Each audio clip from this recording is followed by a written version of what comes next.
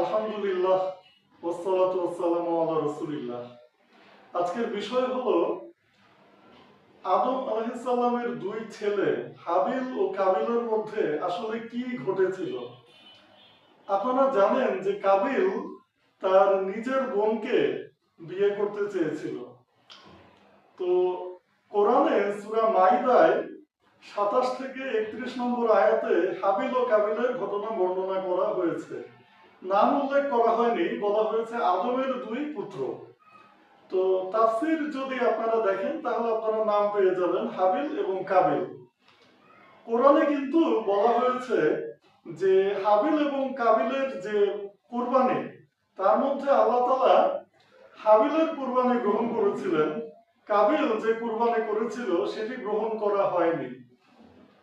তখন যেটি হয়েছিল যে আগুন এসে, আকাশ থেকে আগুন এসে হাবিলের যে কুরবানি যেটা সেটাকে কনজিউম করে নিয়েছিল, গ্রাস করে নিয়েছিল, এবং সেটি ছিল নিদর্শন যে আল্লাহ তাআলা হাবিলের কুরবানি কবুল করেছেন, কাবিলেরটা কবুল করেননি। তো কাবিল জেলাস হয়ে হাবিলকে থ্রেট করে যে আমি তোমাকে মেরে ফেলবো। হাবিল অবশ্য শান্তভাবে রিপ্লাই দেয় এবং সে এটাও বলে যে আল্লাহ তাআলা শুধু তার থেকে গ্রহণ করেন, আল্লাহ তাআলা শুধু তার থেকেই গ্রহণ করেন যিনি পরহেজগার বা ধার্মিক, যার মধ্যে তাকওয়া আছে। তো হাবিল এবং কাবিলের মধ্যে যে কথোপকথন হয় সেটি কোরআনে উল্লেখ করা হয়েছে। সেখানে অবশ্যই বোনদের নিয়ে যে বিষয়টা হয়েছিল এটা উল্লেখ করা হয়নি। এটি পাওয়া যায় তাফসীর গ্রন্থগুলোতে। তাফসীর ইবনে কাসির সহ অন্যান্য তাফসীর গ্রন্থ পড়লে আপনারা দেখবেন যে সাহাবী আব্দুল্লাহ ইবনে আব্বাস রাদিয়াল্লাহু আনহু এবং আব্দুল্লাহ ইবনে মাসউদ রাদিয়াল্লাহু আনহু থেকে কিছু বর্ণনা এসেছে যেগুলো ইসরাইলাত বর্ণনা, আহলে কিতাবদের থেকে নেওয়া। এই বর্ণনাগুলো আসলে সাহি পর্যায়ের না। শেখ আলবানী এগুলোকে মাউযু বা যায়েফ জিদ্দান বলেছেন, জাল কিংবা অত্যন্ত দুর্বল। তবে তাফসীর গ্রন্থগুলোতে এই বর্ণনাগুলো এসছে এবং অনেক আলেম এগুলোকে গ্রহণ করেছেন, কারণ আহলে কিতাবদের থেকে কিছু নেওয়া হলে সেটা যদি কোরআন এবং হাদিসের সাথে সাংঘর্ষিক না হয় তাফসীরের ক্ষেত্রে সেটি গ্রহণ করা যেতে পারে।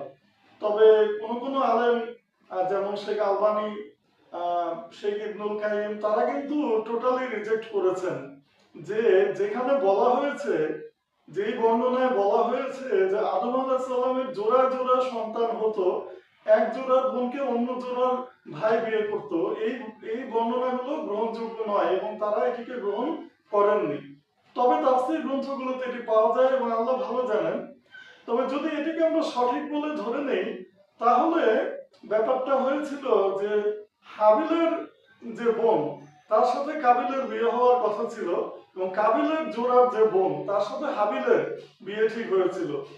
এটা সমাধান করার জন্য আদম আলাইহিস সালাম ঠিক করেছিলেন যে দুজন ছেলে হাবিল ও কাবিল কুরবানি দিবে, যারটা আল্লাহ কবুল করবেন তার ইচ্ছা অনুযায়ী বিয়ে হবে।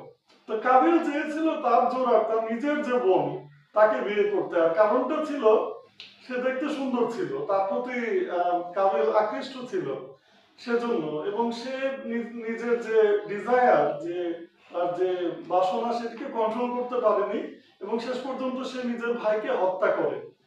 এবং কোরআনে এটিও বলা আছে যে একটি কাক আল্লাহ তাআলা পাঠিয়েছিলেন যেটা মাটি খুঁড়ে কাবিলকে দেখিয়ে দিয়েছিল কিভাবে কবর দিতে হয়।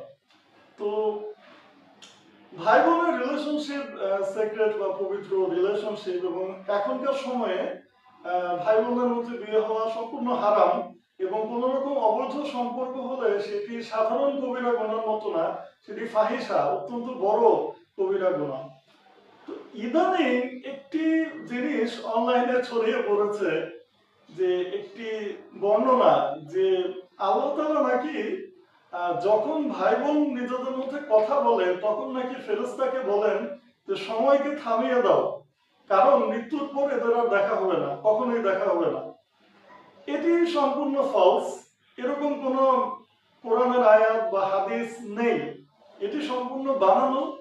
ভাই বোনের নর্মাল রিলেশনশিপটাকে রোমান্টিসাইজ করার জন্য এসব প্রচার করা হচ্ছে, যেটি একেবারেই অপ্রয়োজনীয় এবং গ্রহণযোগ্য নয়।